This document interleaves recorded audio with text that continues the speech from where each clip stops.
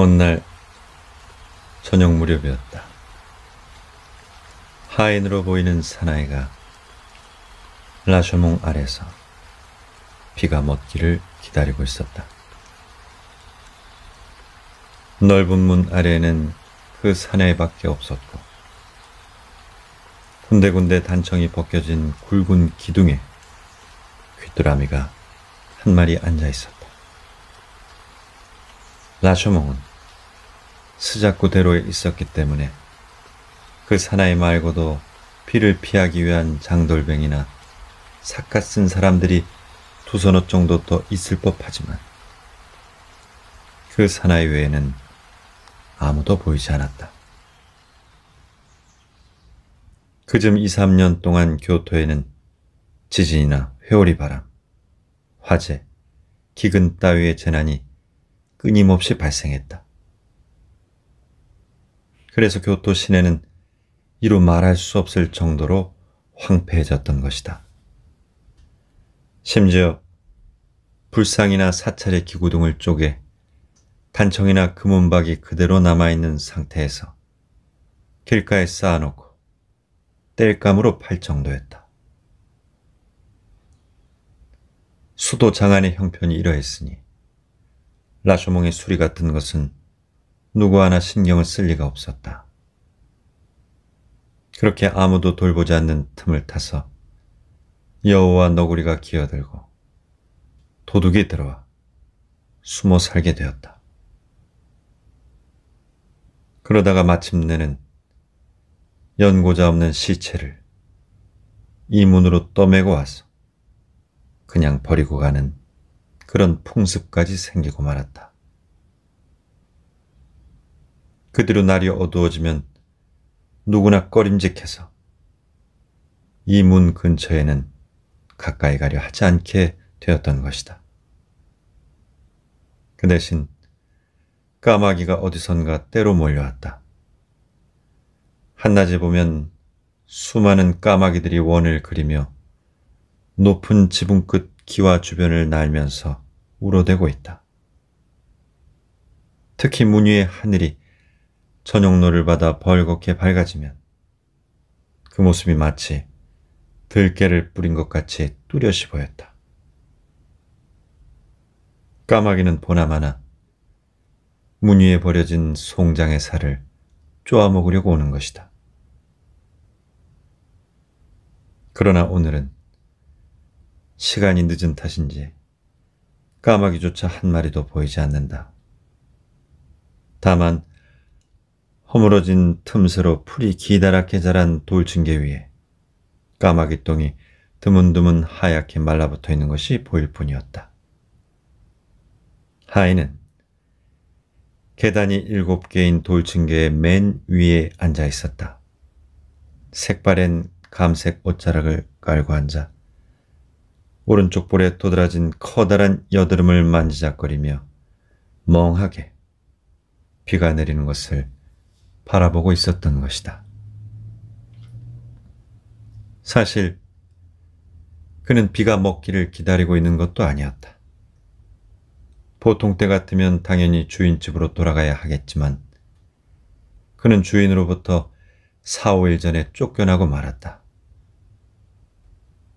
교토거리는 이만저만 황폐한 상태가 아니었으므로 오랫동안 주인집의 일을 봐주던 하인이 쫓겨나는 것도 어쩔 수 없는 일이었다. 결국 그는 지금 갈 곳이 없어 그렇게 앉아 있었던 셈이다. 오후 4시가 지나면서 내리기 시작한 비는 아직도 갤 기미가 보이지 않는다. 하인은 당장 어떻게 생계를 꾸려나가야 할지 막막했다. 그래서 그는 어떻게 해볼 수도 없는 어떤 일을 어떻게 해야 할지도 모르는 상태에서 그저 할 일 없이 빗소리만 듣고 있었다. 비는 라쇼몽을 둘러싸고 쏴 하는 소리를 내며 휘몰아쳤다. 하늘은 저녁 어스름이 짙어지면서 점점 낮아졌고 위를 쳐다보니 비스듬히 내민 기와 끝이 뿌옇고 검은 구름을 무겁게 떠받치고 있었다. 어떻게든 살아야 하는데. 그에게는 이런저런 선택의 여유란 있을 수 없었다. 그래도 마냥 앉아있다가는 축대 밑이나 한길 바닥에서 굶어 죽을 수밖에 없다. 그러면 이 문으로 실려와 개처럼 버려지게 될 것이다. 하인은 수단과 방법을 가릴 수 없는 형편임을 인정하면서도 할 수 있는 것이 도둑질밖에 없다는 결론을 내릴 용기가 없었다. 그 사실을 적극적으로 긍정할 용기가 아직 생기지 않았던 것이다. 하인은 크게 재채기를 하고 힘겨운 듯 허리를 폈다. 저녁이 되어 서늘해지자 교토는 벌써 화로가 그리울 만큼 춥다. 바람은 문기둥과 기둥 사이를 저녁 어둠과 더불어 사정없이 불고 지나가고 단청을 칠한 기둥에 앉아있던 귀뚜라미도 어느새 어디론가 사라져버렸다. 하인은 몸을 움츠리면서 누런 여름 윗도리 위에 겹쳐 입은 옷자락을 축혀 올리고 주위를 둘러보았다. 비바람이 들이치지 않고 사람의 눈에 뜰 염려도 없는 장소가 있다면 여하튼 그곳에서 하룻밤을 묵을 생각이었던 것이다. 다행히 문 위에 다락으로 올라가는 사닥다리가 눈에 띄었다. 그것은 폭이 넓고 단청을 칠한 사닥다리였다. 설사 그 위에 사람이 있다 해도 이미 죽은 사람뿐일 것이다. 하인은 허리에 찼던 긴 칼이 미끄러지지 않도록 조심하면서 집신을 신은 발을 그 사닥다리에 올려놓았다. 그것은 아무런 장식도 없는 나무 손잡이에 초라한 칼이었다. 몇 분 뒤 그가 고양이처럼 몸을 웅크리고 라쇼몽의 다락으로 올라가는 폭넓은 사닥다리 한가운데로 오르자 다락 위에서 불빛이 희미하게 사람의 오른쪽 볼을 비추고 있었다. 하인은 처음에 그 위에는 사람 시체가 있을 뿐일 것이라고 완전히 마음을 놓고 있었다. 그런데 사닥다리를 두어 칸 정도 올라가 보니 위에서 누군가가 불을 지펴놓고 있는 모습이 눈에 들어왔던 것이다. 게다가 그 불은 여기저기로 움직이고 있었다. 흐릿하고 누런 불빛이 구석구석 거미줄이 쳐진 천장을 비추면서 그렇게 흔들리는 것을 보면 그것을 알 수 있었던 것이다. 비 내리는 이런 밤에 라쇼몽 위에서 불을 지피고 있다니. 아무리 생각해도 정상적인 사람은 아닌 것 같았다. 하인은 도마뱀처럼 발소리를 죽여가며 조심조심 가파른 사닥다리를 기다시피 하며 올라갔다. 그리고는 몸을 납작 엎드리고 목을 최대한 앞으로 뽑아 슬금슬금 다락 안을 살펴보았다. 다락 위에는 소문처럼 송장이 몇 개 아무렇게나 뒹굴고 있었다. 다만 불빛이 비치는 범위가 생각보다는 좁아서 그 수가 얼마나 되는지는 알 수 없었다. 단지 희미하게나마 그 속에 벌거숭이 송장과 옷을 입은 송장이 있다는 사실만은 분명히 알 수 있었다. 남녀가 뒤섞여 있던 송장들은 모두 흙으로 빚어 만든 인형처럼 입을 벌리기도 하고 손을 뻗치기도 한 모습으로 마룻바닥에 뒹굴고 있었다. 한때나마 그것이 살아있는 인간이었다는 사실조차 의심스러울 지경이었다. 게다가 어깨나 가슴에 불룩 솟은 부분이 희미한 불빛을 받아 낮은 부분의 그늘이 한층 더 짙어 보였다. 시체들은 영원한 벙어리처럼 침묵을 지키고 있었다. 하인은 시체에서 풍기는 냄새에 얼른 코를 가렸다. 그러나 다음 순간 그의 손은 벌써 코를 가리는 것조차 잊어버렸다. 강한 호기심이 그 사나이의 후각을 전부 빼앗아가 버린 것이다. 사나이는 그제야 비로소 시체들 사이에 웅크리고 있는 사람을 보았다. 그 사람은 짙은 자줏빛 옷을 입은 노파였다. 몸집이 작고 비쩍 마른 그 노파는 오른손에 관솔부를 들고 어떤 시체의 얼굴을 유심히 살피고 있었다. 머리가 긴 것으로 보아 여인의 시체인 것 같았다. 하인은 한편으로는 두려우면서도 다른 한편으로는 호기심에 이끌려 한동안 숨쉬는 것조차 잊고 있었다. 한마디로 말해 머리칼이 쭈뼛하는 듯한 느낌이었던 것이다.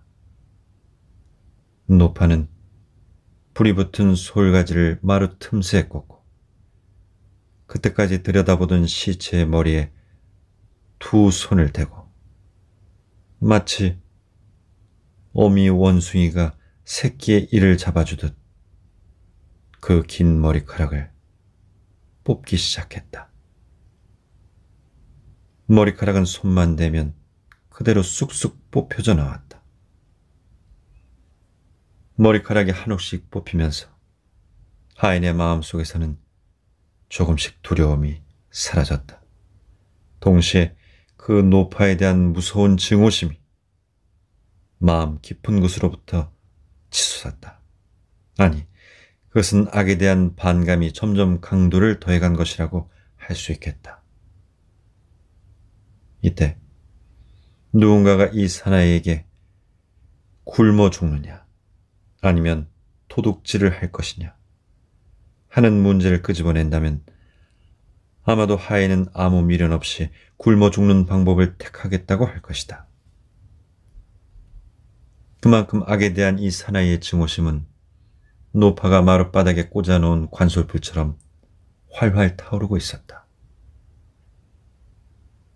물론 사나이는 그 노파가 왜 죽은 사람의 머리카락을 뽑는지 알지 못했다. 따라서 그것을 선악의 관점에서 어느 쪽으로 해석해야 할지 합리적으로 파악할 수는 없었다. 그러나 이 사나이에게는 비오는 밤에 라쇼몽 위에서 죽은 사람의 머리카락을 뽑는다는 것만으로도 이미 용서할 수 없는 악이었다. 물론 이 사나이는 아까까지만 해도 자신이 도둑이 될 생각이었던 것은 까맣게 잊고 있었다. 사나이는 두 발로 사닥다리를 차며 번개처럼 위로 뛰어 올라갔다. 그리고는 장식도 없는 긴 칼자루를 손으로 잡고 성큼성큼 노파 앞으로 다가갔다. 노파가 놀란 것은 두말할 나위도 없다. 노파는 사나이를 보자마자 마치 활시위에 퉁기기라도 한 것처럼 펄쩍 뛰었다. 어디로 달아나려고? 사나이는 황망히 달아나다 시체에 걸려 넘어진 노파를 막아서며 이렇게 고함을 질렀다. 노파는 그래도 사나이를 떼밀고 달아나려고 했다. 사나이는 놓칠세라 노파를 다시 떼밀었다. 두 사람은 그렇게 시체들 속에서 서로 붙잡고 한동안 실랑이를 벌였다. 그러나 승패는 처음부터 뻔한 것이었다. 사나이는 마침내 노파의 팔을 비틀어 강제로 그 자리에 넘어뜨렸다. 닭다리처럼 뼈와 가죽뿐인 팔목이었다. 뭐, 뭘 하고 있었던 거요? 말해봐요. 말을 안 하면 내가 그냥...